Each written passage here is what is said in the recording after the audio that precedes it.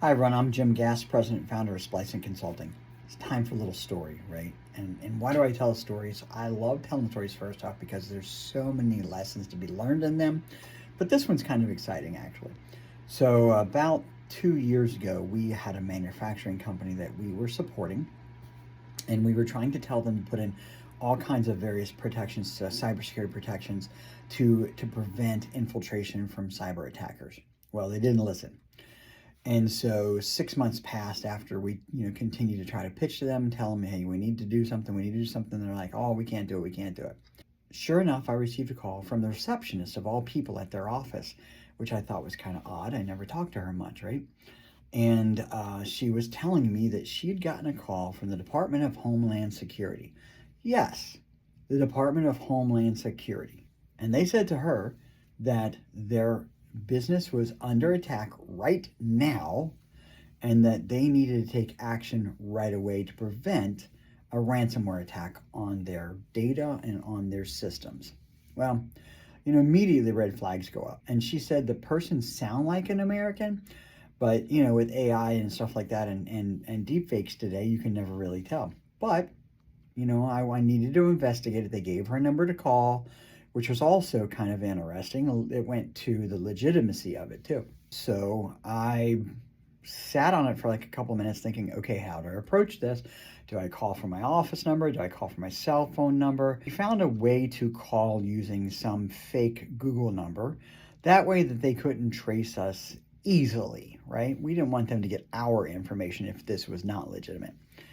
And so I called, and sure enough, after a few validations, I said, okay, how do I know you're legitimate? I'm not giving you any information at all. Tell me what you know. Tell me something that can let me believe that you are with the Department of Homeland Security. He gave me the number for the local Secret Service office here in Cincinnati. And I looked it up and I researched the number to find out if it was a legitimate number. So I called the number. He said, told me who to talk to. I talked to that person. And sure enough, it was legitimate. It was an agent from the Department of Homeland Security. Cool.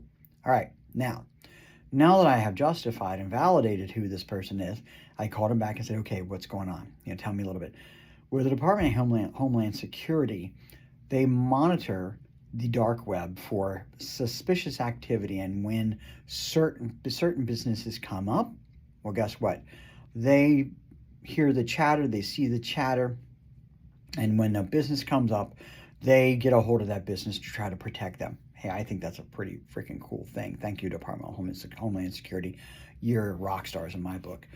Well, fortunately, they told us this, but they had said also, the agent had also said that they had infiltrated the network already. They were bragging about how the hackers were bragging on the dark web about how they got into it, and how if anybody wants to get in on this attack, there's going to be a lot of money to be made. Blah blah blah. These are coordinated attacks and groups of people. Generally speaking, it's not just one person sitting in a basement having fun. It's not that at all. Once we did that, we validated. Yep, the infiltration was correct. Well, again, keep in mind, the customer didn't take any advice from us. We wanted to replace firewalls. We wanted to put in next-gen antivirus. We wanted to put in MDR, EDR. We wanted to put in all kinds of protections that would have stopped this attack in its tracks before they even got in.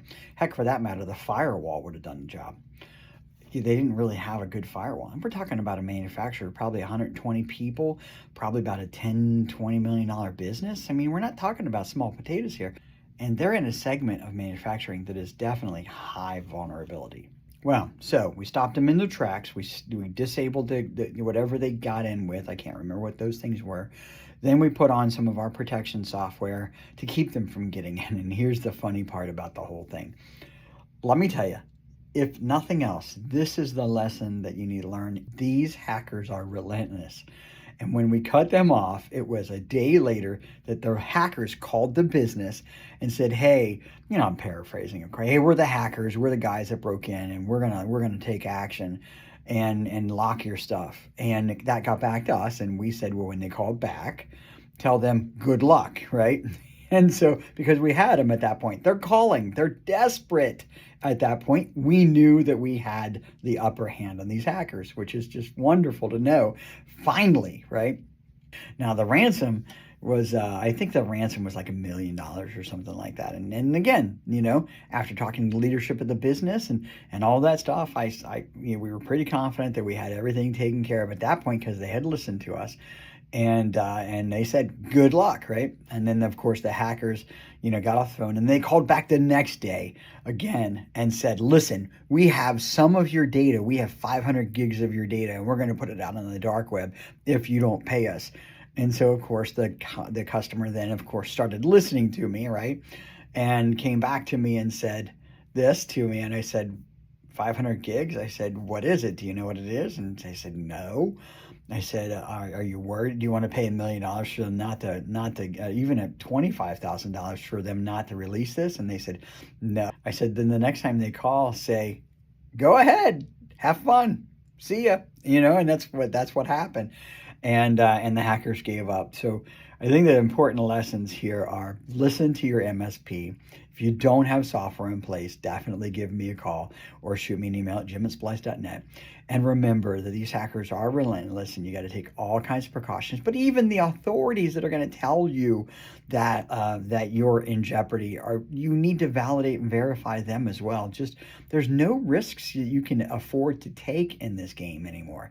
I'm sitting here smiling, laughing about it, but the truth is, it's serious business, and you will be down and out of business for no less than 2 weeks. I've seen businesses down for 2 months at a stint.